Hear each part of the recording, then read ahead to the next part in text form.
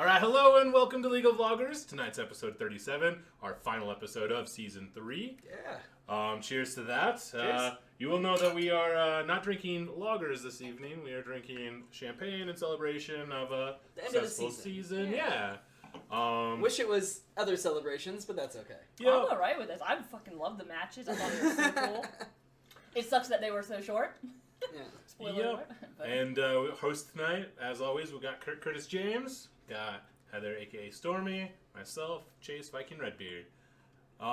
So to kind of get into the Worlds weekend, the matches were yesterday at 5 a.m. our time. Yeah. They were probably very early your time if you're watching from the U.S. I happen to have woken up at like 5-ish. That sounds Oh, you terrible. I woke up. I was like, fuck this. Went back to sleep, of course. Woke up again at like 6-ish. I was like, let's see who won the first match and check that. I'm like, okay. And I went back to sleep. And then I woke up at like 10. Oh, no, not 10. It was way before 10. Way before 10. It would have been like 8:30 or something. I'm like, oh, let's see where they... Or maybe it was like closer to 9. I don't know. But I was like, oh, let's see where the... Oh, we're done. Done. Okay, then. The stream has already ended. Yeah, like, done the they were closing showing ceremonies. shit that wasn't a match or like the caster's desk or whatever. I'm like, like I think the rebroadcast had already started, so it was probably like 9. But I was just like, the fuck? So I like flipped over to Reddit quick, and it like right at the top, post-match thread. I'm like, oh yeah, it's over. So then I knew who won because there wasn't time for 4 games. Yeah. Yep, that's pretty crazy. So, comments I made prior to starting is I feel like the opening ceremony lasted as long as like the 3 games that were played. It was about as good. Honestly, I think the open ceremony was pretty darn solid. It was really good. I don't like the True Damage one, but that's just me. I'm not. The The True effects were Damage cool. song. Yeah, the song. It's But the effects are The song itself is okay. It's okay. But like the visual effects that they brought in, Mhm. like they... the Aurelia swords? And the, Yeah. Yeah. The projections they were doing on those scrims was really sick. Yeah. Holy shit. Like, at first I thought they had, like, glass walls up. And then, like, as I saw more of it, like, in my theory, I'm like, what the fuck do they have exactly? I'm like, those are just some really fucking, fine scrims. Nice. The tops of them were, like, glass, but the bottoms of them were kind of like a clothish material. Yeah. What are y'all talking about when you say, like, it's just how they did it? Yeah, so, there's the stage where they're doing all the performance and whatnot. Outside of that, like, on the edge of the stage, it's basically, think of it as, like, really fine mosquito netting kind of shit. And they had that. That's what those images were projected onto. Oh, So from the audience's point of view, that's happened. Well, I mean, some of the things they were choosing to project on the far one. But yeah, they're projecting all that stuff that looked like holograms. Like, that's actually, it's a projection on these really thin scrims. So you see straight through it when there's lighting behind it. I thought it was just magic. Yeah, no, and like, yeah, that's how they're making people look like they disappear. Because if you don't shoot any light behind it and you're shooting light on the front of it, you don't see through. Okay. And so, yeah, that's like, so whenever they cut out the spotlight on the person behind it, it's completely dark there, and all the light is hitting this really fine That's really mesh. cool. I honestly have no idea how that shit works. Yeah, I it's just straight think it's honestly magic. probably one of the coolest uses of something like that I've seen, and it seems like it's a more advanced version of what I'm used to. Well, so. what about last year when they were doing the holograms of the Oh, that was KDA just AR. and the... That shit you couldn't see on the... Like, if you were in the stadium, you couldn't see any of that shit. Oh, really? It's an outdoor stadium, I so remember the any dragon shit would with fly light around. you can't do unless it's night. Okay. Yep. But they did do one like Brazil or somewhere. I can't remember. It Maybe was China, Brazil, yeah. Where they had Their opening calling. ceremony thing. Yeah. Yeah, that was Brazil. And I'm apparently, sure. like, it looked really good. And I was like, oh, I'd love to see Yeah, World Championship last year was outside during the day. So, like, on the screens, people could see it, but, like, if they were looking at the stage, there was no KDA dancing. So if you were in that arena for this world, you would have seen, like, Yes. the echo dancing up, like, on the stairs. Yeah. Like, the angle of it might make it look not quite as good, of Yes. course, like, if you were way off to the ends, but if you're sitting, like, anywhere probably within 20 degrees of where the camera That is is, so cool. you saw exactly That's what awesome. we saw. Yeah. Fuck it. And seeing something like that in person, Would've I mean, been one thing awesome. it would seem a little less trippy because you would be able to tell what's 2D and what's 3D. So, like, it's a little less trippy, but it's still really fucking cool because it's happening life-size in front of you, and that's dope. Yeah. Yep. When the echo bubble came in, like right at the beginning, I was like, uh-oh, this is awesome.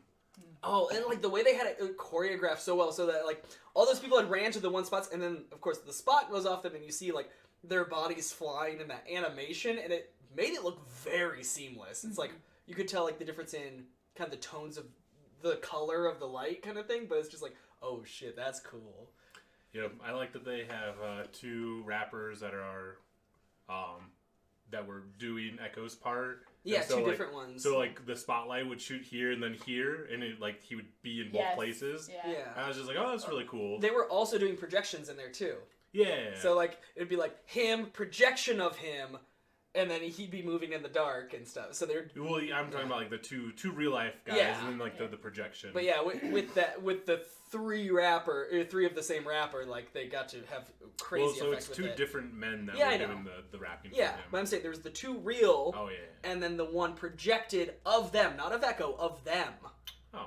Yeah. I gotta rewatch this because Yeah. I don't remember that part. Yeah, as much, but I gotta rewatch this. We could spend most of this episode just talking about the opening ceremony. Yeah. It was because really cool. It was. Yeah. I I hated wish how they the cut song was into, better. Yes, same. I hated how they cut kind of into Awaken because I love that song, and they cut it off early. But I Yeah. mean, obviously that's not the main song. That was Yeah. the entire 2019 split. I did song. like how they brought back two of the old songs for that too. It was kind of cool. Which songs? What are you talking about? Awaken and one other one they used. I thought it was just Awaken, the True Damage, and then they used the World Song. Oh yeah, that's right. They used the new one too, Yeah, Phoenix. That's yeah. right. I liked how she did like almost. She fucking bent backwards. That chick bent almost straight fucking backwards, and they had the green. I was wondering, I'm like, effect why thing. the I thought fuck that was does really she have giant ass shoes on? And then she did that. I'm like, oh, they're weighted. I Yeah. got it. Like I was Definitely. really confused. I'm like, bitch, that looks ugly It's as so hell. I thought that too. I was like, that is just like the outfit doesn't go. Yeah, and then it turns out that, you know, they each I'm had a on Instagram 15-pound weight in them so she could fucking lean over. Yeah. Ah, See, it if was I tried to do glorious. that, like, instead of, like, curving like this, I would just be like, Flop. and then I would fall anyway. Yep. So opening match, or opening, the opening ceremony was very cool. I thought it was very well done. Even the box, like, opening on its own. Oh, yeah. Being lit, oh, yeah. The case, the trophy case, that Yeah. was so cool. Yep. Everything about this opening ceremony was pretty baller. They've got some pretty, Rights pretty- production value is Yeah. fantastic. Mhm. Yeah. Period. That is- They hire the right people. Well, and it's the same singer for Akali that did her KDA stuff as Yeah. that was for True Damage. And did you see the picture of them on the plane? The illustration, of True Damage True on the plane. Damage on the I thought plane. you were That gonna was say like really the actual cool. artists No, had like no. flown together to Paris. I'm like, oh, that'd be dope. I need to see. And I was like, wait, I saw the illustration. Yeah, there, the yeah. Yasuo was sitting in the back with like a Star Guardian comic with like Oh, yeah. headphones on, and then Lucian was on the plane supporting his woman. oh yes, Because that's right. you he know wasn't in Jay-Z there, would yeah. travel for Beyonce if he had to. It was just all cool. It was very cool. Yeah. All right. So Matches. opening ceremony good. Matches surprising. Yeah, I mean, G2 got hard stomped. That's what it was. Yeah, The they first did, game like- was the closest, but it was also so long. I don't even know that it was G2's best game either. What number one that Yeah. had to have been because they got stomped the second 2 and 3. I think they played better in portions of the other games. Like game one was, I guess, messy enough that they got to hold on. Yeah. And then FPX was like, oh, we've got these chumps, and like just fucked on them. Like in game two, like obviously like it was really far apart, and like there was a fight where G2 just kind of like all in on it, and we're like, well, we're about to lose anyway. Let's go for broke, and went super broke super early because of it. But I don't know. I think the better team won. That's the one for sure takeaway I have. Which is so baffling that like it was that lopsided. Like G2 couldn't even pull one win. Like they didn't look especially good in any of their matches. Like it kind of looks like they just didn't show up. Yeah. Like I don't think their drafts were great. That too. That's one big thing. I feel like they were overconfident. They were overconfident and they underperformed. Everybody except for you. By the way, he had the one prediction that FunPlus Phoenix was taking this. He's the right one at this 3-2, table. but you know, it's Better than our better calls. than ours. But almost, did you see the scoreboard up there where it had like the G2, the predictions from all the casters and the Everyone analysts, except G2, for two G2, people G2, said- Jat went the FPS, other way, yeah. yeah. It was like everybody was banking on G2 just to come into this and roll their faces on the keyboard and win, and I think G2 kind of felt like that too. And I don't want to say To like, be you fair, rolled into FPX Worlds. felt the same way. Like between Western and Eastern media, Eastern was like FPX. That's it. It was FPX and SKT were the best teams here, and then G2 was like, well, I mean, we beat SKT. We're gonna beat you. Like, and that's how everybody saw it basically in the world, just like split down the middle. It seems. Yeah, it was very weird to see it only go to 3 matches. Like, I mean, it was the most anticlimactic finals that I think I've like, I mean, I've only been watching for a few years now, but Right. it was very anticlimactic. Last year was, I think last year was at least as anticlimactic. Then again, I feel like this year had better build up. Yeah. Because Yeah. last year's like playoffs were pretty lopsided most of the way through, and whereas this year's all went 4 games. Like this was literally the only sweep in the knockouts. Yeah, this is the first sweep that's ever happened. In No, the, last year was a sweep too in the final. Oh, shit, And yeah, it was. Samsung Galaxy versus SQT, but Right, yeah. this was Yeah, we've had First EU sweep 3-0 in this twice that by was, China that was in a 2 row years now. ago. IG was last year, right? yeah, but they Yeah, they she's swept saying it's Fnatic. happened multiple Oh, times, oh, and shit, it okay, never has. mind. But yeah. It is the first time in this Worlds though that Yeah. anybody got swept. It was four matches from almost everything except for way back and play in knockouts. And then, Right. And even and then, I guess like, only one. I think, 3-0. yeah, the Clutch had a 3-0. But yeah, like, it was the only one of, like, the main stage, like, knockouts. It was crazy. I don't, like, for me, one of the big things that stood out was the drafting. Not that it was horrendous, but I mean, one of the big things is you have G2 felt they could not play the Kiana. Yeah. Like, they were not confident enough to not ban it on blue side and first pick it. So, what's the advantage to even being blue? Because red side has to ban Pantheon. So, I guess the advantage for them is they don't have to ban Pantheon and Kiana. I have an issue with that, but we can get to it. With the Yeah, we can come to that, like, immediately following this then. But yeah, like, when you're down a ban, not because everybody's down that ban like Pantheon, you are fucking yourself. Because especially in this situation where is the one ban everybody's doing first on red side, you now have a second ban. Guess what? You get one ban in the first phase. And that's why when they were on red side, fucking FPX got Nautilus, Lee Sin, Sivir in the first round, game 1, and Xayah, Lee Sin, and Thresh in game 2. Lee Sin, obviously, Tian was popping off on that shit. Crisp was great on Thresh throughout this playoff round. And so, of course, he's good on it there. The Nautilus has been doing these fucking signature thing. I'm excited to see a skin for that, because if you pick something else, I don't know what the fuck he's smoking. Like, we should be getting Nautilus, Lee Sin, and Thresh, I think, for sure. But that's just me. Yeah, and, like, of course, like, Xayah's basically the best AD carry out there right now. I'd say Kai'Sa's the other one. But she was banned in both of those by FPX so that they could pick... They either forced, G2 to pick Xayah in their first rotation, or they got her. And they actually, and Xayah was banned in the first one. Kai'Sa and Xayah both were. So they took Sivir, and G2 took Varus. I think Sivir, when you're looking at the team fight nature of FPX, turned out better. Of course, in lane it wasn't better. Yeah. But there's all sorts of... It's just like... The big thing for me, though, it's like, okay... You have Caps. Yeah. You have fucking Caps, and he can't play Kiana? The Such a fuck are you doing? It is a disadvantage, especially since she's very powerful. And Jankos, they can play him. we've seen FPX Jankos be really bad on it. We've also seen him do well on it, like, once. Like, dude, you've got to have some confidence to fucking play a meta trick, because I've yelled at Cloud9, I've yelled at TL, I've yelled at a bunch of teams at different times for being like, Sven, I think it was last year, maybe it was last split, but I was just like, if you can't play Xayah, what are you doing as a fucking predominant AD carry in the league? It's fucking Xayah. That's stuff that you should be practicing on hardcore. Yeah, and I don't know, like what we just saw here, and it blew my mind that even in that game 1, like they banned Xayah. Like Xayah got banned every game except game 3, and it got first picked. So I get it, but like G2, I don't know it because of what their draft ended up having to be.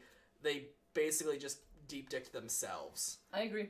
Especially, like, I don't agree with this Pantheon ban. Because I don't let's talk about the Pantheon, because it was 100% ban rate, first ban red side, the entire Worlds, other than one game in play-ins, it got grabbed. I saw that too, and that's which it. we don't really count. But yeah, it counts different. Yeah. I don't think it's necessarily that strong. You have a year and a half to mark where he's gonna fucking land in his ult. Like, guys, right there. He's gonna be right there. He's gonna be right there, guys. Right. All right, cool. We got a ring around him. We got our charms ready. We got your hooks ready. You got your lure. He's gonna be right there. Yeah. It's not that hard, and I don't think he puts out the damage to warrant a ban, especially when people aren't even playing him. Probably. So a lot because of the he's banned. strength of him is that he's an easy 3 flex, possibly a 4th. Even And that's part of the reason. No, like, because that's huge when it comes to these drafts. Yeah. Like, you look through the early picks. Nautilus. Okay, you assume Dwayne B's playing in mid, but he could totally be played bot. Right. Gragas and Yasuo, when you see that pick. you're not sure if that's bot or if that's mid jungle or top So you're jungle. saying because he can go top jungle or mid, pretty much, he's so deadly that you need to waste a ban on him. Basically, yeah. That's what pros have. disagree, Pros but- decide that he's good. Yeah. Like, he's good to begin with. Is he Xayah good? No, but you know where fucking Xayah's going. Yes. So, he's a little bit below Xayah. He's probably around Ryze. And Ryze is super powerful right now. And Ryze is only mid and top. Now, imagine if Ryze could also be in the jungle. And maybe be support. Maybe support. Or, That's or like, stretching go it, if you want to but- go crazy, like we play Yasuo in the bot, you could probably do, like, Talia Panth bot lane still. That's fair. Like, he's just I so don't know. flexible and so pretty fucking good numbers-wise right now. And on live, he's had nerfs that he didn't have That's in true. the World's That is patch, true. too. They're basically running off the patch where 19. shortly after he was introduced. At the Yeah, I think rework, he was like 2 patches before they're like, later or okay, something. he's fucking a Yeah. little bit strong. So let's he's nerf him. I do stronger get than that. he is live, and Do you pros who think can the flex pros him. have been playing him even in scrims though to practice if they know he's going to be banned? Because I can't imagine that they were. Seems like a waste of time. So- Exactly. So why even ban it? Because just because you didn't play him for the past 3 weeks doesn't mean you didn't play him for the full 2 months prior to that. I guess. I think And, it was and a waste of a honestly, ban. you This still ban it entire because what world. if... I mean, obviously, they're not scrimming each other. Yeah. So, what if the other team was... what if IG was scrimming FPX and letting them play Pantheon? Just because they're like, hey, we're out of it. Like, hey, let's play Pantheon. We want a few games in. And then you don't ban it, and then they pick it, and...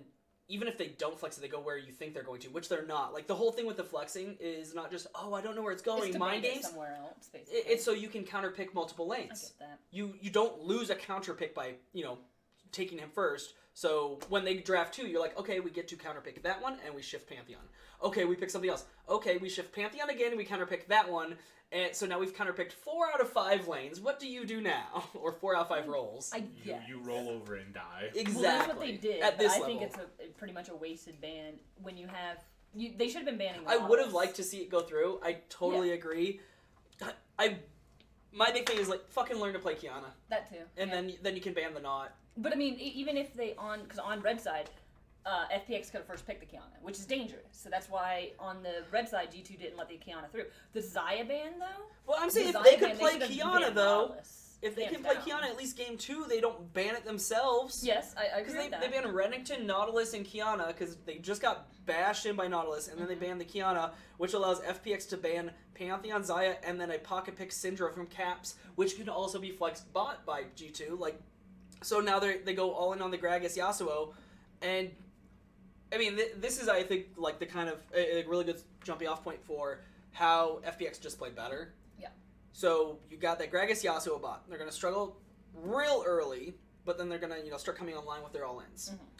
Instead, FPX splits that fucking jungle, and they get down there and they get involved early. Even more so, game 3. Game 3 was like 3 minutes and something before Perks got ACS, and he was on Ezreal. Oh, I remember that. He was 0. He's yeah. on fucking Ezreal. That was And so they just like smashed bot lane, like pushed him off, got him at such a deficit, then they came back like a second and third time, took the whole turret, then went top and took that whole turret with Rift Herald. They had 2 whole turrets at I think 11 minutes, 12 minutes. They wanted to get mid, but at that point G2 has nothing left to defend, so they're able to just constantly rotate 3 people into mid and have 2 like grab lanes and jungle. Oh yeah. And so they weren't able to they got a plate off of mid, but like, dude, if FPX wanted to hard commit and fight there, I have no doubt in my mind they probably could have gone like 3 for 4 or some shit, and then gotten all of mid as well. It just wouldn't have been worth the bonus gold they would have given back off of bounties, and so they didn't. But like, they outplayed the shit out of G2 at every point. Yeah. They really did. Yeah. So, usually I'm the one that puts on the tinfoil hat and calls sandbagging, but I saw multiple threads on Reddit saying, like, there's no way that FPX didn't sandbag in their groups, didn't sandbag in, like, their, not into their quarters, and, like, they didn't, like, really show up until, like, semis. So, I mean, definitely they were good they played at their best in finals, and said, like, they definitely got better as the tournament went on. And I think in groups, like I said it then, I think they played down to their competition was part of it. Like, I didn't know how good they actually were, but they definitely played down. There's no way in the hell that the number one team coming out of China who had only lost like 3 games all season, had like a 90-something fucking percent win rate, loses games to J Team Splice. Like, and granted, they only lost the one. Yeah. I think it was only the one, right? Or did they lose 2? No, they lost 1 to Splice. They lost 1 to J Team and then 1 to Splice. It's like, yeah, they definitely played down to their fucking competition. They also probably weren't showing shit off at all. Because I don't know if we saw much mid-Nautilus until the playoffs. Tell you, that was more than 2 weeks ago. Yeah, exactly. Don't So, like, do maybe they didn't even play mid-Naut until then, even though Doonby played it tons in the actual regular that. season. You want a little one? I've got a little one We got already. plenty of champagne. Yeah, you do. You can have You some know. too.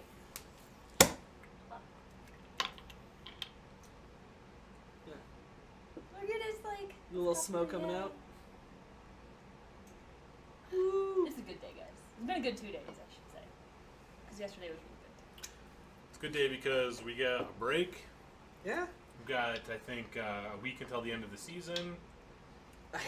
I think it's like exactly Is it the a week. 15th? Tuesday. It's gotta Tuesday's be- the last day. I don't know if it ends at the beginning or the end of Tuesday, though. You'd have to, like, look at the client for that. Anyway, I don't think they sandbagged. I just think, obviously, they weren't pushed, so they didn't have to try as hard. Yeah. And that means they also don't have to, like, show off certain strategies. Like, if you don't have to show tendencies that you're planning on for better teams, then don't fucking do it. Yeah. And so they didn't.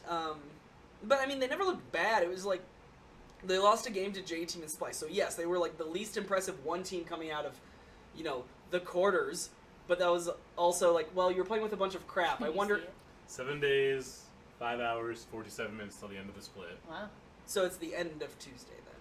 So yeah, it's like Midnight Tuesday. Probably Pacific time or some shit. Yeah. Yeah, sounds about right. Alright. So we're gonna have to bust some ass. I can do this. As long as I don't fucking hard tilt and I actually stop myself if I lose like 2 in a row. Yeah. But, I mean, I think FPX, like, they did just get better throughout the tournament. Like, they were a favorite coming into the tournament, and they didn't crash them. Them and G2 were both favorites coming into the tournament, along with SKT, and all 3 of those teams made it to the fucking semifinal. 2 of them made it to the final. Like, you can't be mad about it for any of these teams. It just sucks to go down 0-3 at the end for G2. And I think it does bring a lot of credence. Like, seeing the way they lost to FPX brings a lot of credence to some things that were being said about G2 against SKT, where they were being outplayed in a lot of ways. Like, 'cause, I mean, SKT was beating them in a bunch of stuff, and they were, like, giving up objectives constantly. And I feel like that was still perfect play from G2 to do that. Now, if they were the better straight-up team, they would have done to SKT what FPX did to them. They would have just beaten them all over the map, rather than giving things up in order to lose less by doing other things. And then when, you know, they found these holes in SKT, and granted, there's holes in SKT's game. One, that they let G2 make these trades, and 2, that then they would lose these fights to G2. And FPX just didn't have those holes. Like, they forced decisions out of G2 in a way that it was, do you fight or do you run? Not, do you want to take something else? No, that's not an option. You don't have time for that. You don't have the people for that. We are taking this right now. Do you want to fight us for it?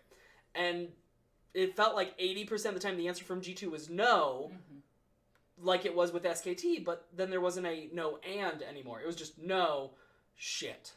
Well, and it wasn't even like, do you want to like lose this? It's like, do you want to lose little or do you want to lose big? Basically. Like those were like the options that FPX gave G2. Like G2, like they just lost control of the entire map. Absolutely. Like they would pick up. I think game 1, like you said, like that was probably the G2's best game. It was the closest one. It took Yeah. the longest. Longest, closest. Like G2 was actually picking up objectives. I think they took like first tower, but then like FPX quickly took the bot tower, traded it for top, and then even then though, they were down like 3-1 in kills. yeah, exactly. So it was like they were giving up something very small, but then they were taking very big, like 5 seconds later. Yeah.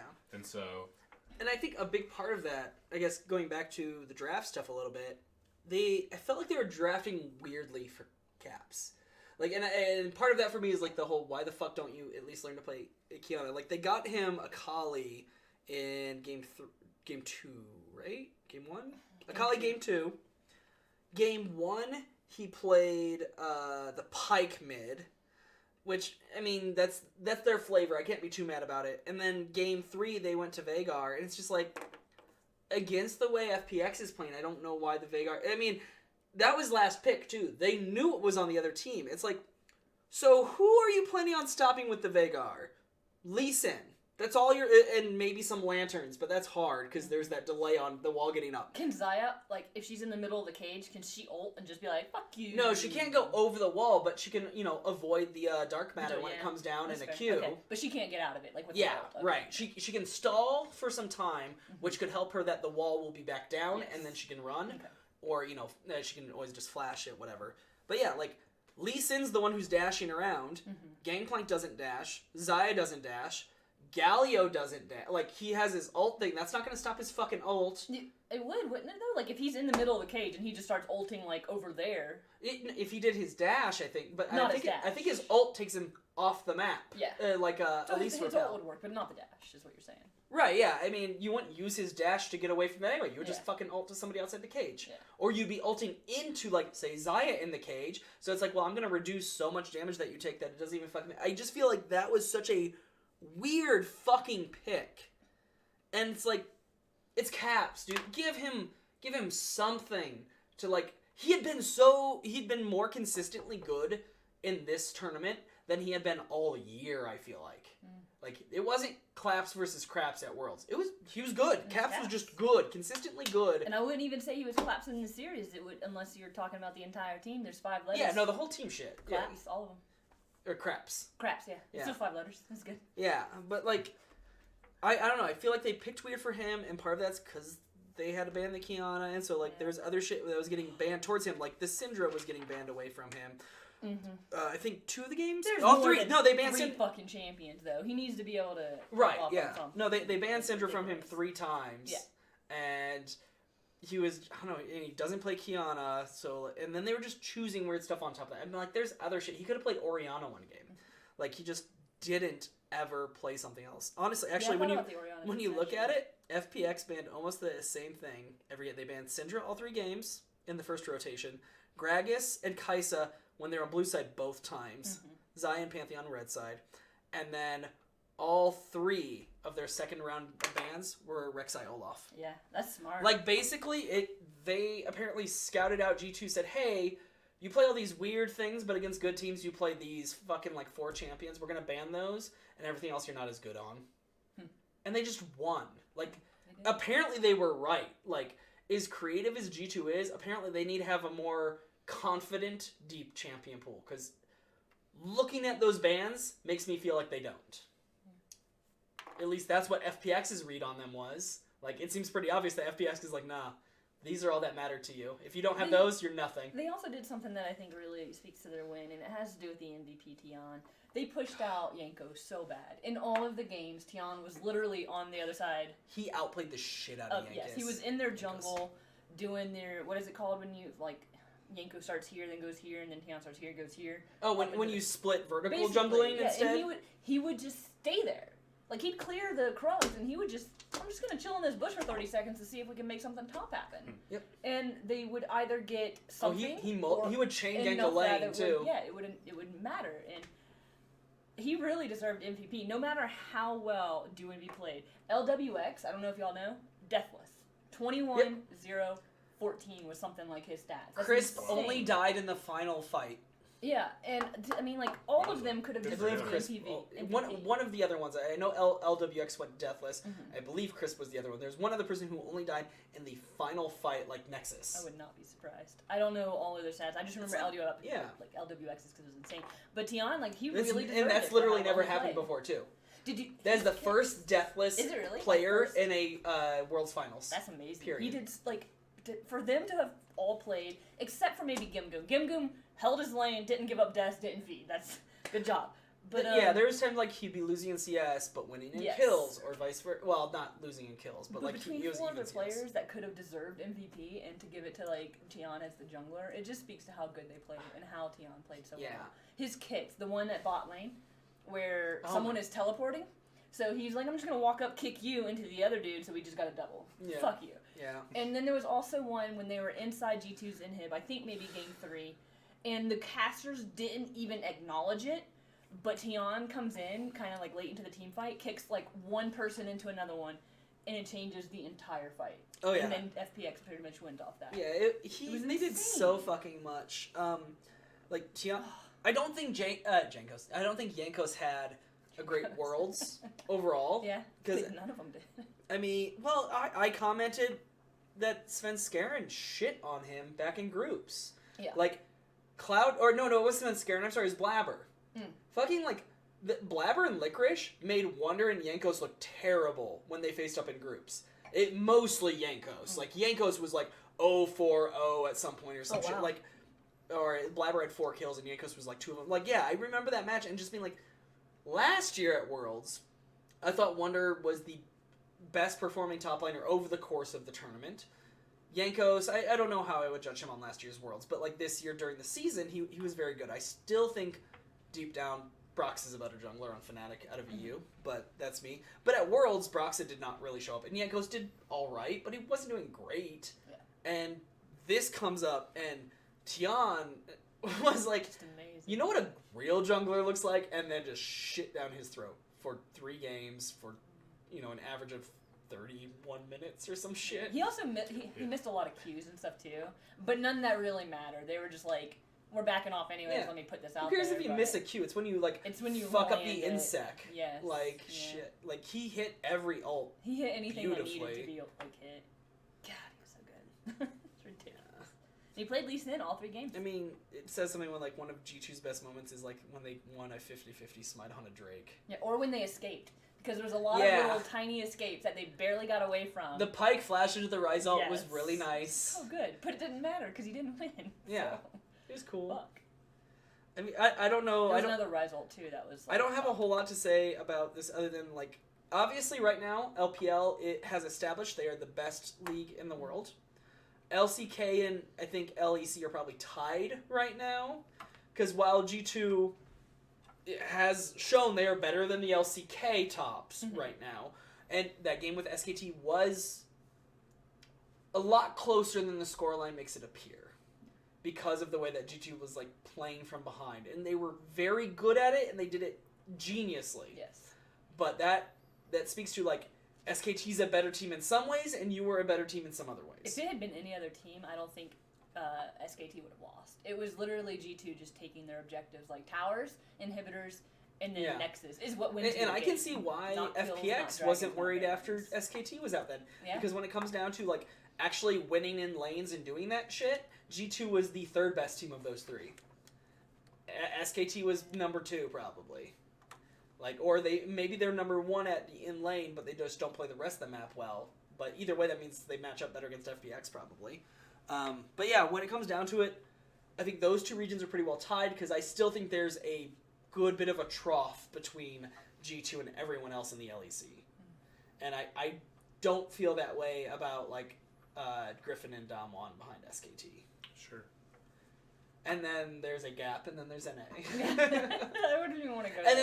And then there's another probably bigger gap, and then there's every other region in the world, including LMS, which will be the SEA again or whatever it's going to be. I don't know. I think J-Team and Team Liquid would be pretty good. You think J-Team and Liquid are about the same? Is that what you're saying? I mean, if we're going to go down a big gap, we might as well throw those 2 together and see who wins. But I mean, overall, I think that the tournament shook out how it should have. The best team won it all. It is so They did so cool. in great fashion, and they had some really good players who made some really good plays, and it was a lot of fun to watch. We should hopefully get some cool Phoenix skins. Yes, that's what we're thinking and hoping. It's like, not. Come on. It's not G-Rex skins. Yeah, it could have been cool Or to have Unicorns some of Love. dinosaurs or some unicorn stuff, but The Phoenix skins will be cool. Especially because I went with a song. Like, come on. Yeah. They couldn't. Like, obviously, people talk about it being scripted. You know. Right. Well, like if you listen to the lyrics of the song, song, like, because had SKT or G2 won it, there's several lines in that song. You could all be like, oh, it's because G2 is supposed to win it. Like, finally proving your worth, or like rising old champions rising back up. It's like, oh, SKT. Like, they're like, fuck you. It's our name. It just happened. Yeah, literally, their name was Phoenix. Now, if the band Fun would have written the song, then it would have been a conspiracy. Fun featuring, but it'd be written fun plus some. Oh, okay, I see. Yeah. Anyway, so next year it's gonna be in China. If y'all didn't know. Yes, they announced that last year. Yeah, but I mean they were talking about it at the Worlds at the end. Like, right. So it will be in Shanghai. The finals is in Shanghai, but it's in China next year. So should we go to China next year? Is that what we're saying? Back it up. Yeah, that's what's gonna happen. Yeah, it's not happening. But I will be there for 2021, which will be in an A. I can probably do that. Wait, you're gonna be in China in 2021? That's No, wrong. It's I'm gonna be saying here that's instead. Hey guys, I'm in China. Yeah, no. You I guys? know. Guys, where's everyone? Yeah, no, last year they announced like the big roadmap of like, hey, usually we only tell you like a year in advance. Let's give you like 3 years of where everything's gonna be. So we knew like Europe, China, NA. We don't know where in NA. I was googling our biggest stadiums. So the one in Paris that they did, it held 20,000 something. The one in Shanghai holds about 40,000, 50,000, I think. I'm not sure if it's closed or outdoors, but I think it's The Shanghai is an enclosed. open air. Open air? Okay. In America, we actually have the biggest stadiums. We have 100,000 plus in like 3 different ones. But Yeah. they're all college like football stadiums Yeah. that are open air. Right. And then our enclosed ones only hold about 20,000, I think, to 30,000. Yeah. So it would be comparative. If a stadium is closed, you just cannot build the structure as big. Yes, It's exactly. basically what it comes down to. Well, that's if it's in NA, do you think we could sell the tickets for an outdoor stadium like that? That like 100,000? Yeah. I don't think so. no? Okay. I mean, I would say We have the lowest like We server do. population of the 4 major regions. We have the least culture around esports of the 4 major regions, especially when you're not talking shooters. Yeah. I I don't think it's going to be outdoor either. All but I the was previous finals that have been in NA, and granted, like season 3 was the first time it was big, but they've all been at the Staples Center. Yeah. I would hope they don't do the Staples Center again, just because they need to move it around. They've done stuff at Madison Square Gardens in the past, and I hope they don't do it there either. Because, once again, I hope they move it. I would be totally cool if they did, like, the United Center in Chicago or something like that. I have a feeling they would just end up doing it at Staples in LA.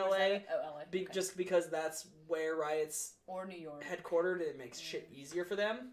Yeah, it's either going to be LA, Chicago, New York. Those are. Yeah. I'm okay with And, either. like, when you're Any of talking them. about where to host the finals, you definitely want to center up on where the sport's popular. Part of the reason they did the finals in Paris is because they did MSI at Paris last year, and they fucking blew it away. Like, the crowd was great, and the crowd was great this They time were. too, because it was such a huge issue. People have talked about MSI in China, and to a lesser extent, Worlds in Korea, is that those crowds are so nationalistically minded. Mhm. They don't cheer for the other regions at all, basically. Oh, that's sad. Yeah, like Korea does something, like China basically, it's like, oh, Chinese team is playing, they're a raucous crowd. Anyone else is playing, and no Chinese team, they don't give a shit. So it's like Invictus, yeah, and then Fnatic. Yeah, or even like, oh, it's a Squad. game between Fnatic and SKT, and they don't give a shit.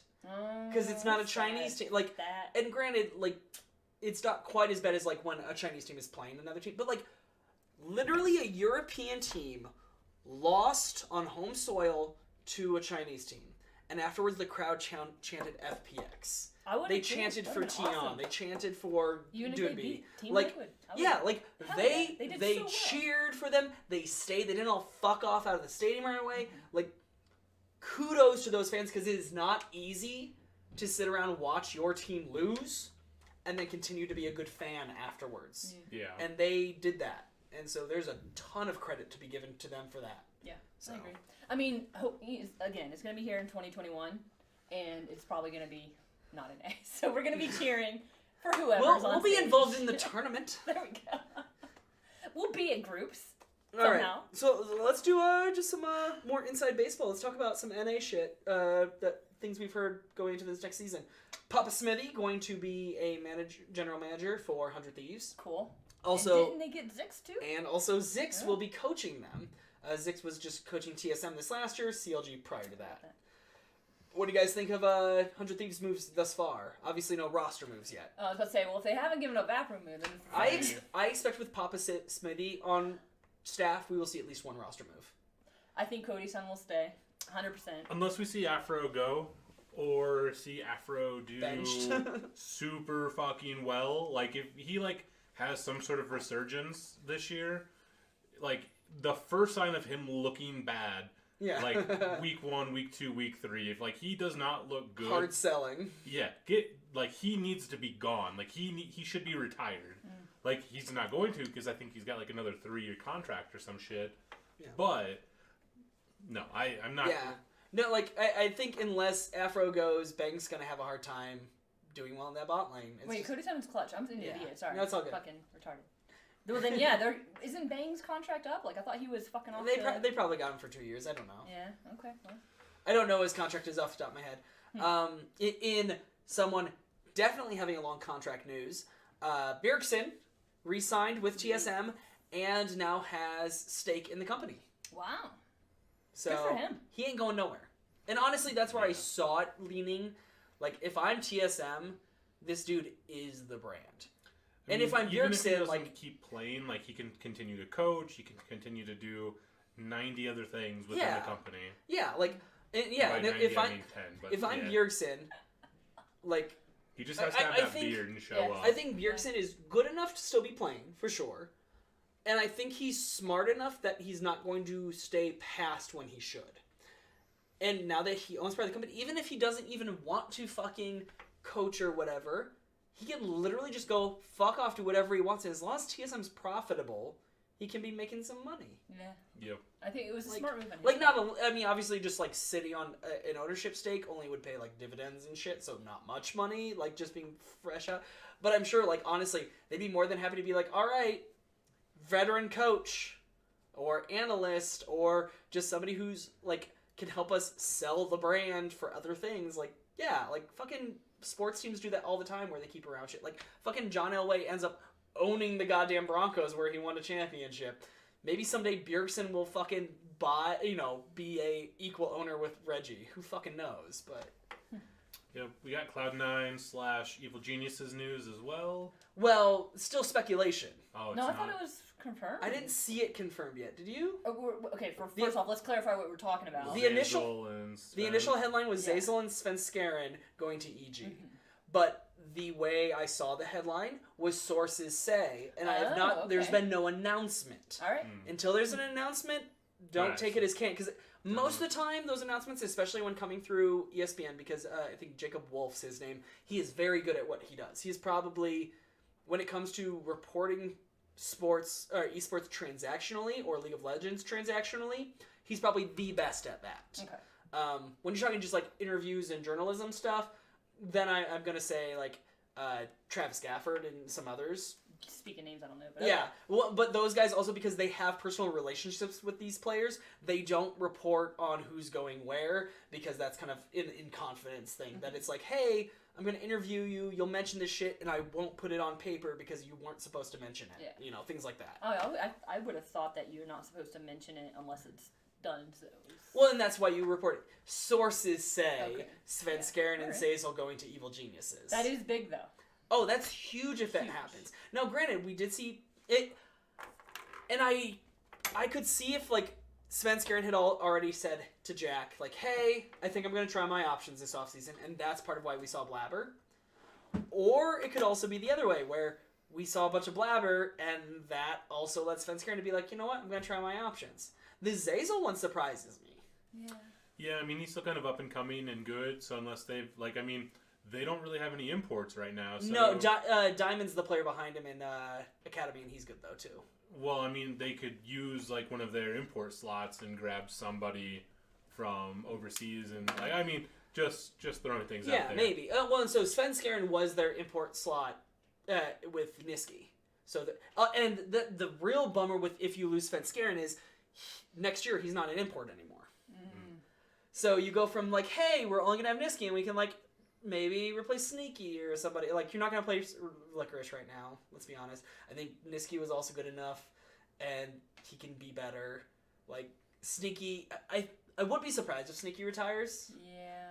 But I don't think he even enjoys playing the game. Like, just from what I've seen, from this back half of the split, plus Worlds, his heart is not into it. He's a very dry person. Is he? He's always just been like, sup, man?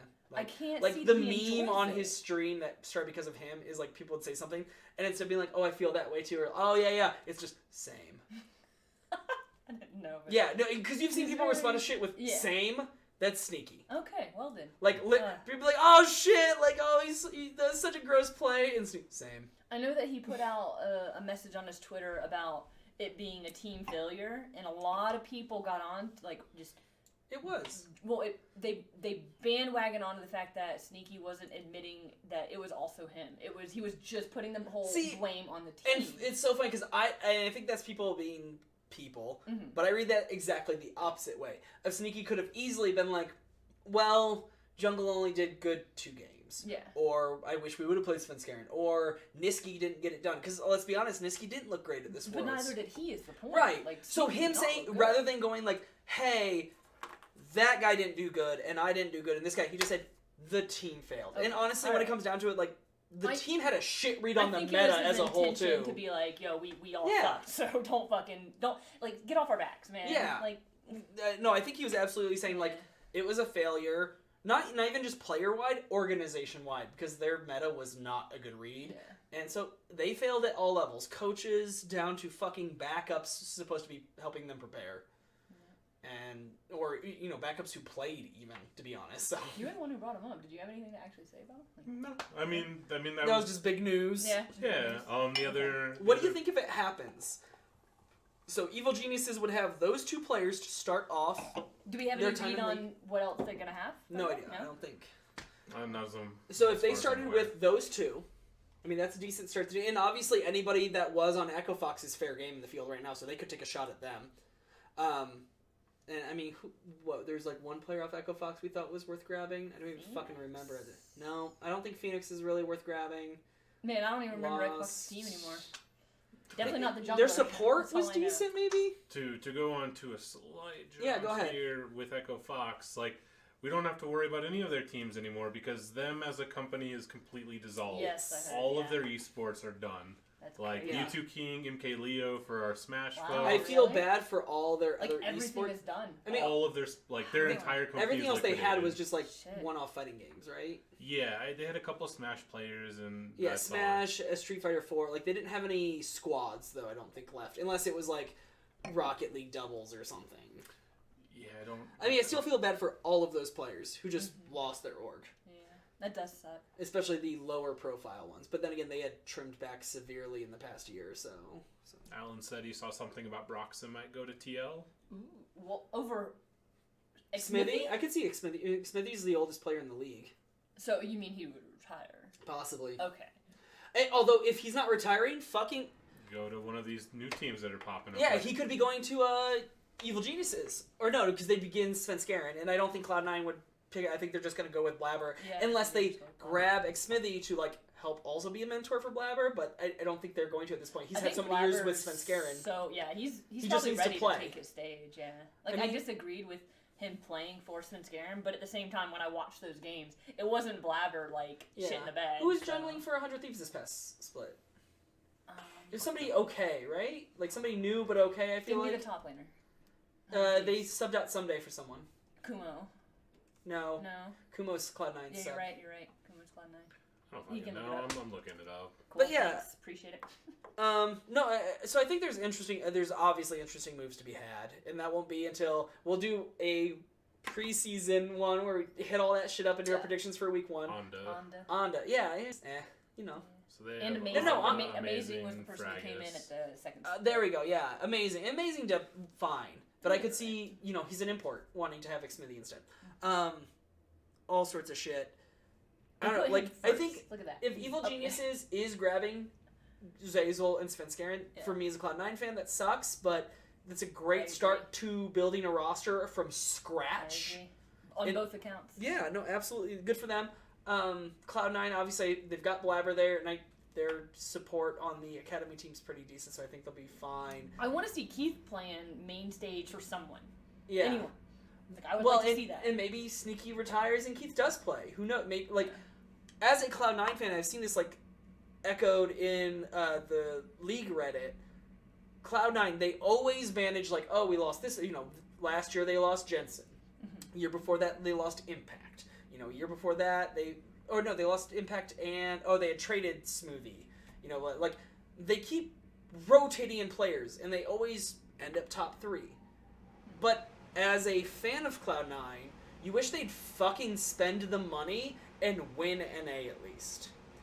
Because, like, comments were made, I'm not a fan of him, really. Monte Cristo, he's more mellow now than he was fucking 4 years ago. But he's come back into the scene a little bit. He's an analyst. I don't know if you remember Monte Cristo, yeah. Anyway, and he made the comment that's like, Cloud9 and TL end up with the same result, other than who wins the domestic championship. They end up with the same result, and Cloud9 spends a third of the money. Who's doing it right? And whoever wins. But when you're talking, you won the same thing, but then you both. The difference being is that TL has Disney money to throw around. Like, I mean, if Cloud9 Well, it's Disney's Disney's money, though. That's the thing. Like, if they're not getting a return on investment, eventually they take their money out and drop you. But they are getting a return on investment for 4 splits. Are they? 2 splits in a row, back to back to back to back. What's the money on that? The prize money for winning NA isn't that much. Their merchandise, their views, theirs that much bigger than Cloud9's that they're 3 times the staffing costs? I would say because they both go to Worlds and they don't do shit. So no, but back to him, it's Disney money. So therefore, it's like we don't even give a shit because we're so rich that it's not. It's like pennies. No, it doesn't matter. Disney's tightwad fucks though. If they don't get a return, but they pull still out. have the money. And I think their return is. Well, and Cloud9 has plenty of money too because they've been spending dick shit forever in esports, and they keep fucking winning. Yeah, they win, and not just in League. Like, they're top 3 in NA and League all the time, and they were the best at NA and Worlds until this year when none of the NA teams made it out of groups. I think Disney's making a return. But they win fucking CSGO. They win fucking Rocket League. They have fucking championship fighting game players. Does Cloud9 have that? No, Cloud9 as an organization is the only one that wins in, like, multiple things. But does Team Liquid have those? They have those things, and they don't do well. I don't follow anything other than what Team Liquid has. They have some of that other stuff, but they don't do well. And that's it, really. That's it? For like their, but so I mean, I'd be curious in like I know that like selling merch isn't going to be tons and tons of That's money. most of your revenue. Advertisements and merchandise. That's almost all of your revenue when you're talking esports teams. So we got that really cool TL and Marvel like combo with those jerseys. It's because Disney owns them. Yeah. No, that's what I'm saying. But I'm curious. Like, I wonder if having something like that didn't just like every TL fan there is like, I want that jersey or I want this one. I didn't see it popping up in the crowds at all. Well, they weren't there. Oh, sorry, you're talking about at NA. I'm thinking Worlds. I'm like, well, they were. Yeah, they were at Worlds too. There's fans. I see in the crowd, like I see. Oh, well, you pay way more attention than I do. Well, like you see the jerseys and shit. Like, great. Like you saw a lot of the new G2 jerseys, like because they were sick. The black with the gold, like scattered. That was cool shit. And I remember in the past, like Cloud9 released a pink Cloud9 jersey, and I saw shit tons of them within like a month. And when they moved over to the black jerseys, you saw loads of them right away. And I've seen it with other jerseys too, like the 100 Thieves, when they did the Miami Vice, you saw those in the crowd the next split. Because we were like, that's dope. I fucking want that. That sounds really cool. I don't know what they're talking about. I'm sorry, yeah, Fox. Sorry, Fox is Miami's, yeah. Oh, that sounds cool. Yeah, Fox is like Miami Vice jerseys. Like, people bought those fucking immediately. I will say, like, Cloud9, I think, sells more merchandise because I see more of it in the wild. Like, I go to the PAX conventions and everything, and I saw plenty of people there with Cloud9 jerseys. And I think it's because they're successful across esports. Okay. If it was just their League team... I don't see many Team Liquid merchandise. Because you don't even see a lot of TSM. And they're in everything. Yeah. And they're more successful than TL is overall, partly because they're in more things. But yeah, it's like them and Cloud9 are across like all esports, and Cloud9 is better overall. Like, because they're the only North American team to ever win a CSGO major, and they won it in Boston. And so they just like fucking, it was huge. It was like if G2 would have won in Europe, you know. It was like, holy shit, what the fuck just happened, you know. I don't know. But they don't spend money on their players, because immediately after they won that major, they didn't like re-up these players to like crazy contracts, and they fucking lost almost, I think, all but one of their like 4 fucking players or one of their 5, because CSGO's 5, a team of 5, I think, and they lost like all but 1 or 2 of those players like within a month of winning that major, because they just didn't like want to pay big contracts. Like, I feel like they're really good by their players sometimes when players are like, hey, I kind of want to explore options. They're like, hey, we'll help you out. And that's great because you don't expect to have a corporation. But at the same time, they don't fight for those players either. They're like, we don't really want to pay you that much because we're about margins. Yeah. And it's like, well, if they like ever want to fucking second. if they ever fucking want to not only win North America but actually do better than just being like, hey, we're better than NA because NA always chokes like dicks. Like, God, if they want to be better than that, if they see. want to make it to where G2 has, where Europe has the last 2 years, then they need to fucking spend money. And I'm not talking just like imports. I mean, like, hey, I feel like if that organization, if Cloud9 still had, like, pulled in whatever fucking, if they were running fucking Doublelift, Zazel. They're never gonna get double. Yeah, but I'm saying, like, if they were running that, like, if they spent the money Yeah. and had, when Doublelift was a free agent, And I don't like, think they Doublelift dropped would the do money. as good as he would with Zazel with Core JJ. Well, yeah, okay, yeah, fine, Doublelift, So- Core JJ, but I'm just saying, if you built the super team, if you spent the money and fucking did it, I think Cloud9 does better than that super team than TSM or TL does. Because we've seen TSM and TL have them and fucking shit the bed. Yeah. And we see Cloud9 with non-super teams make it to semifinals. That's fair. Like, I see your point. Shit. But I don't know. Team Liquid's spending the money, and they've got their 5 players that I think they're going to keep and run. I don't expect to see any changes, hopefully. I really don't. But I also expect if they don't do any changes, Except no matter... maybe Xmithy, apparently. Yeah, I saw that, Rumored, which I don't yeah. even want to think about. I don't even like thinking about it. But if they keep the same 5 players, with maybe the exception of Xmithy, I think that they'll still take first. Oh yeah, I think they will too, probably. Yeah. But that's why they can I don't spend see so other much teams money. making big enough moves. It's Dignitas so hat. pretty. Go ahead and show it to the people at home. I'm If okay you with can it. see It's kind of douchey.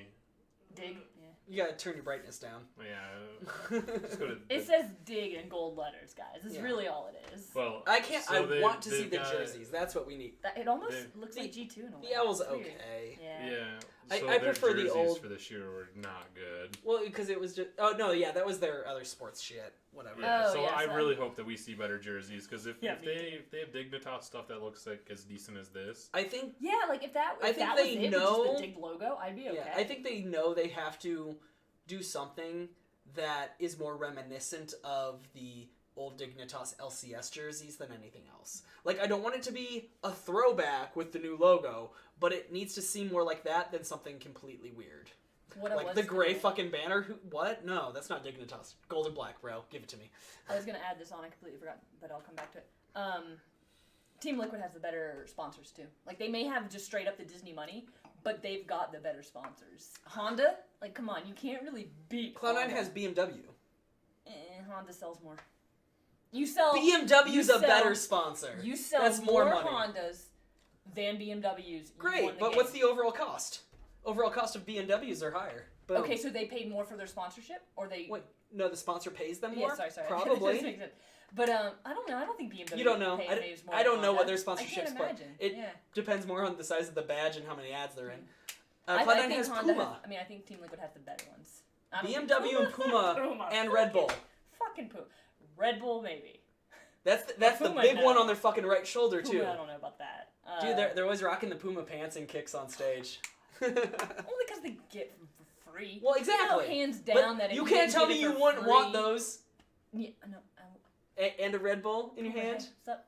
How you I doing, was- Puma? And a I- BMW no, to drive it. All right, Okay. better sponsor. If you get those items for free, do you want Puma, Red Bull, and a BMW, or do you want a Honda? I love Honda, man. You cannot get me off Honda. I would take a Honda any day over a BMW. For Free? fucking, yes, for free. I'll take Because the they're best not gonna- Beamer. Like I Yeah, don't. yeah. Granted, I don't even have to use my blinkers anymore Are if you I with have this? one. Are you with this? I'd 100% rather have a Beamer. What the fuck? Did you hear that last video? She missed it. No, Who the the fuck would blinkers. want a are you- Honda? Yeah, if I have a BMW, I don't have to use my blinkers anymore. Does it just do it for you? No, No. because everyone that drives Oh, one's an you're a asshole. douche. They're assholes Sorry, who don't that's use just- their blinkers. It's a running joke that BMW doesn't even like put the blinkers. Yes, stick in. enjoy your repair bill when you take that shit in to have. No, I get another free one. I just fucking shuffle it off. You can't do that. I'm sponsored, bitch. The thing is you're not getting a Beamer outright. You're getting like a 2-year lease, and then the end of your lease, like it You goes have to bye give bye. it back, right? Yeah, Yeah, and then I Eat get another one for shit. 2 years. assuming that you're Assuming still you're good A on the enough to be team, good B. enough. I'm still like gold. What up? I don't know. I stand by my Honda. That fucking Honda that Double Lift has right now, I am so jelly about that. He still wants Hoon's Land Rover. That was cool looking too, though. That Like, shit's. I'm not a Land We Rover never person could find a by any picture of it though. I don't means, think. Could we? We tried. Just they were like shitty ones. All They right, weren't, so like, really good. other players you expect to be moving anything in NA? Just the liquid stuff. Yeah. Do you guys expect any significant? I mean, significant moves will happen. It always Yeah, does. Sorry. 100%. That was But do real you hard, have I any didn't like mean in to. your mind? No, I have no idea. Yeah. Like, I mean, the things that I think... I'm most curious about Clutch. What they're gonna do with that squad. I keep Cody's son. Keep him. I think honestly, keep most of the team. Replace Lyra. There we go. They could take Xmithy. I thought about that. I still He's want such a downfall Dardoch, for him. though. Like, I don't know if Dardoch is going to be washed up at this point again, but... Right. I still kind of like that because I feel like Hooney's probably more washed up than anything, but he looked pretty good at Worlds. He was also being given Rumble a lot during play-ins. Yeah. So, I there's that top lane question of, who do they replace Hooney with? Because at some point they gotta. But yeah, I think like replacing if TL is supposedly getting like Broxa or something, right? Yeah. You think TL's gonna get Broxa? So that's how that's the Xmithy rumor is that TL's gonna get Broxa from Fnatic because him and Whippo don't get along. I'm actually kind of okay with that. I love Xmithy though. Like I really hate to see that happen for him, but I'm okay with it. Yeah, and it's because Jensen and I didn't know Impact that WoW about- imports are no longer import slots. Yeah, and I didn't know that about Whippo and Broxa. I had no idea. I I don't didn't follow either. the teams that closely. I have a feeling it was probably this Worlds that like set shit off, if anything. Yeah. But anyway, yeah, like if they were to do that, then if a team's gonna grab Xmithy, I think Clutch would be a great one to do it. Yeah, it makes Like a lot of player who sense. just plays really smart, so that fucking Cody's son and Demonte and Hooney don't have to. Perfect. Such a shitty way to say it. Though. Well, also, I mean, when it comes down to it, your team does need, and like, it is kind of a dickish way to say it on purpose, but like, your team needs aggressive players and careful players. Like, if you're all aggressive, that can work too. FPX and G2 are And you that. think Xmithy would But be for a careful. team who's still, like, learning to be good, then yeah, you need somebody who's just fucking smart. And Xmithy is so fucking smart. Like, he has some of the most game knowledge of anyone in NA. Hooney's only as good as his jungler. Yeah. Like his skill level is 100% based on how the jungler's doing. Yeah, and he like, if Lyra fucks up a couple ganks or is just like getting shit wrecked in the jungle, Hooney almost never can get off the ground. And so if you have Xmithy where he's never going to get completely destroyed in the jungle, then like Hooney can be in an okay spot. And he knows how to play safe. So do you think that would pair well with how he Hooney and plays Devontae wanna safe play? in that he's not going to hard invade solo and get himself shit on. Yes. Okay. Fair. Yeah. But he's so good at playing around lanes too. Like usually he leaves top alone, which Hooney kind of wants anyway. Mhm. But like we've seen him play around mid with Jensen, and we've seen him play around bot with Double Lift.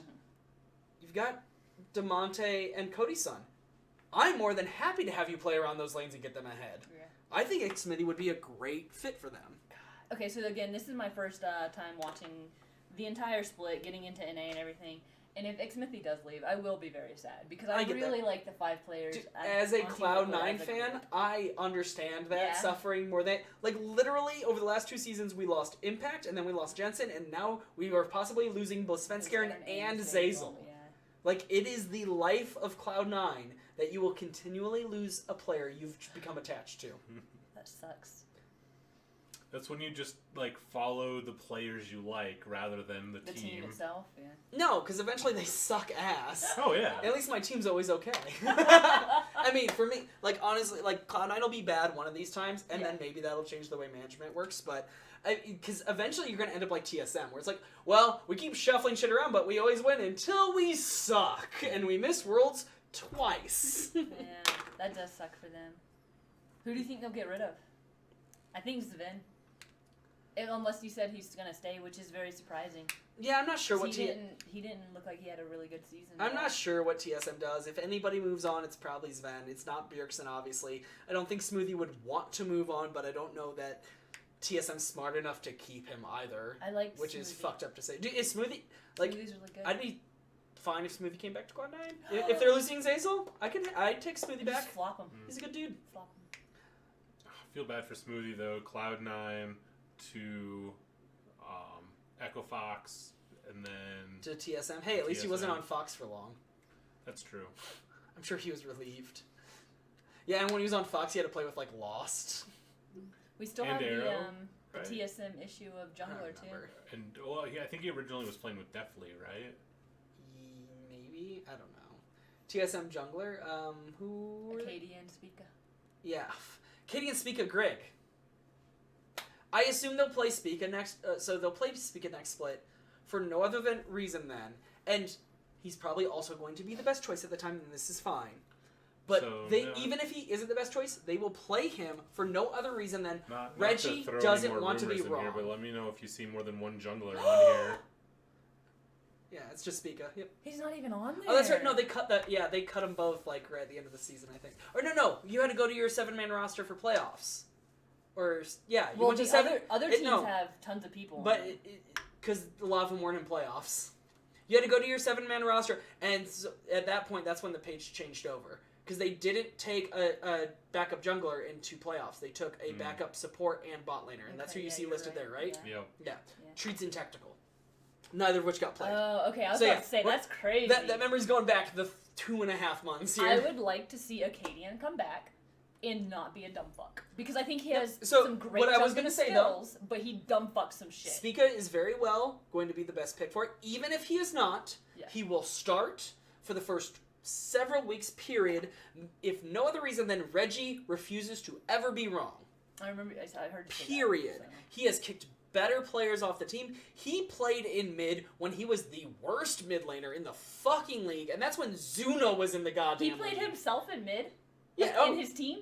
Oh, yeah, I mean, he was the mid when that team started, and he played... He was replaced with Bjergsen. It wasn't until they got Bjergsen, he found somebody who was worthy of replacing. Bitch, you could have been replaced by, half the people in the fucking league at that point. Yeah. He was bad. He is famous. Reggie's... just fucking Google Reggie red card, and you will find it, him playing TF, and him fucking hucking red cards at bitches instead of pulling gold cards and stunning them, where he... if you gold card, you get the kill, because you get the stun. Yeah. No, he fucking red card's well, Reggie sucks dicks, yay! And, there's a famous clip of somebody took, my Zed versus their Zed thing, and it was, Korean Zeds playing, and it would do the saxophone they did, or no, I remember what fucking song, it did, some, tune that was oh, this is cool and awesome, and then it went to Reggie playing Zed. It was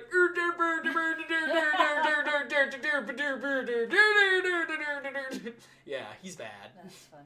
But he was a fucking starter on a fucking North American top team, despite him being bad. Because he owns it.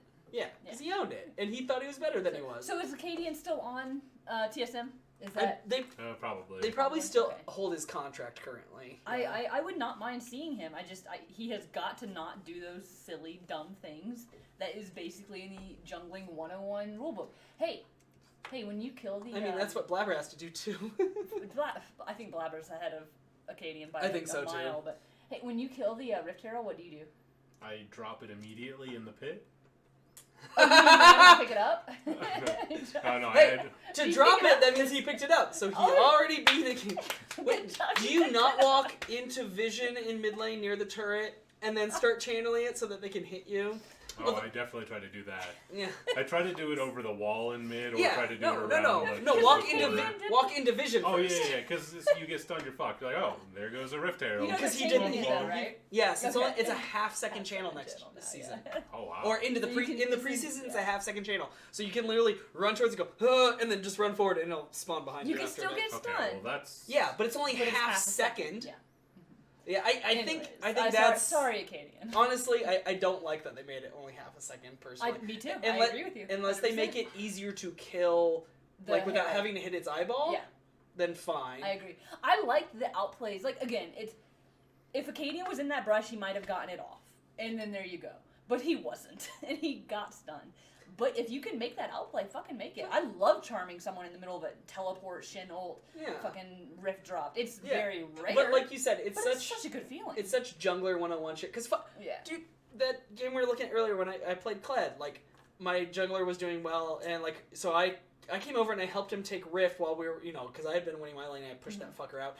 And as I headed over, he goes, it's yours. And I knew he meant pick up the fucking token after we finish it. So I did. I picked it up immediately.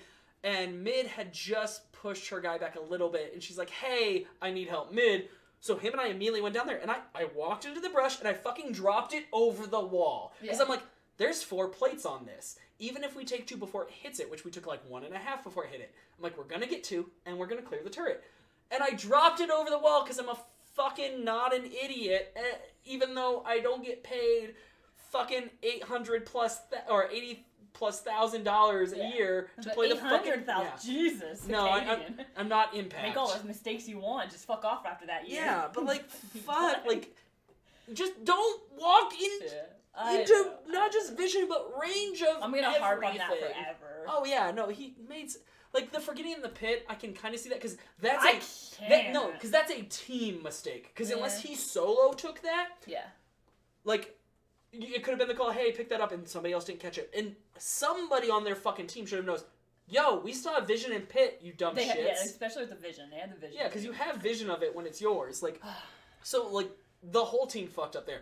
Him walking up and fucking just channeling, like, face, like, that's just, dude, that's like fucking, hey, I'm gonna, you know what, there's this Garen in top lane, I haven't seen him a bit, I'm gonna walk into this brush. I'm just gonna walk in. I'm just gonna walk right in here. Do you walk into brushes just when there's a Garen that might be missing? Well, he's a Warwick, so he don't give a fuck. Yeah, he can just pop his little fear move and walk right back out. Yep. Yeah. What do you do it? Is the Maybe. I try not to. I try not to play ridiculous. Yeah. Okay. You probably check to see what health bars are before you head to lane, because if it's low, then you know whether or not they're in the brush. Well, so it depends on where I'm at in the game. Like, closer towards, like, middle of the game / towards the end, like, my sense, my E is on, like, a 25-second cooldown. Yeah. So, like, if I ever, like, think that there might be somebody... That's right, because it's passive at below the health, and then you can pop it on command. As long as, like, they're, like, longer than, like, this far away from me or whatever. And that gets bigger, too, with the points in it, right? It used to. So. I don't know if it does. I don't recall exactly. Yeah. But, like, if it's close enough to know a brush in your face. Exactly. So, yeah, if I think that, like, I'm going to get fucked on, like, I'll pop my E just to see if there's anyone next to me. And, like, the upside is that if it doesn't pop on anyone, then I know I'm good to go fuck up their whatever. Right. But if, like, it shows that they're there, like, well, now they know I'm somewhere in the vicinity as well. Yeah. Right, because they get the mark about I rely on that shit. Like, if I see it happen, I'm like... Yeah, I always double check whenever I see the woo. I mean, I don't see a lot of works, but when I have it pop above my head, I'm always like double checking my health bar. I'm like, wait, how low am I? Okay, nope, he's on the other side of the map. I'm just really low right now. Anytime I get a Warwick in my game, I check their name just to make sure. I swear to God, I'm like, don't worry, he's not in your G2 games right now. Well, he could be. No. I mean, right? S2 to G2. You can, but he's been in the league long enough that his solos aren't queuing him up with those. Okay. Well, I still check just because I'm like, I'll play extra careful. Like right now, I'm getting some G2s. Sven's contract is up in a week, as is Xmithy's. Oh, you've looked them all up. Nice. Yeah. Yeah, there's a database. Oh, so Xmithy is probably a move. Well, I mean, that's part of the reason there's rumors, though, is because you're not going to make rumors about somebody who has a 5-year contract. Nobody's making rumors about fucking Licorice because he's signed for like another 2 years, I think. When's Acadian's done? Next year? Okay. Yeah, a lot of them are. Because if Licorice was on his last year of his contract, it was about to run up, people would make rumors because Kumo's good. Mm-hmm. Not because Licorice is bad, but it's just like, he could move on. Kumo, I would have to see more of Kumo. I think Licorice is better. I can't say way better, and I think if it is way, it's mostly an experience thing. I think they're both very good top laners. I think Cloud9 would really like to sell one to somebody if they could. If they could fucking trade... Like, and the thing is, you can't trade an unproven academy for, like, a star player. It's just not going to happen. But, like, that would be the ideal thing. If they could trade off some of their awesome academy players and get some fucking, get a star 80 carry. I want to see Keith instead of Sneaky. I'm like okay with Sneaky, it, honestly. But I don't think Sneaky... The thing for me is neither... I don't think he was, like, the worst ADC in NA, almost. Like, apparently, like, his stats It depends on what bad. stats you're looking at, actually. He had... Overall, if you're looking at some, like, the more telling ones, like... Not CSD, but like golden experience, he was top 3. Okay, all right. Because I was if you look at I only read what Reddit post, and I was like, they were like, "Yo, Sneaky stats aren't that good." So the thing about stats is, if you pull them apart and just cherry pick the ones you want, you can make anything look great or terrible. Okay, cool. Yeah. So Sneaky's religion. It's okay. Yeah, basically. I mean, stats are religion. You can make anything look good or bad. Okay. Yeah. Well, so they were definitely only pointing out the bad shit. Yeah, they were pointing at his CSD as opposed to his gold experience in KDA. If his heart's not in it, then they need to give Keith a chance because I really well, like if that's the case, I have no reason to believe that's the case, and also I don't like, while I'm fine with seeing Keith, I'm not, like, hyped about it, because it's not like Keith is some young gun who's still on the rise. Mm-hmm. Like, Keith's been around the fucking block. Yeah, but he plays so well. He's not Cody's son. The one game. Cody's son plays Well, so he's well. not on C9, Yeah. so Oh, it the doesn't one matter. game in LCS where they camped bottom and he got way ahead. Yeah, he looked so good then. He did look so good. Good job, Keith. Compared to all the games Good where job, Flower. Cloud9 was sneaky camped mid. Like, Yeah, you know.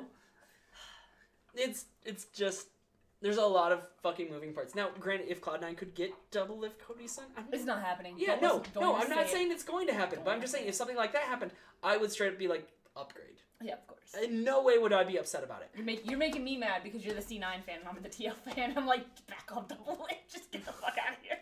Double lift's a fucking world trotter, or globe trotter. Yeah. TS, or CLG to TSM to TL.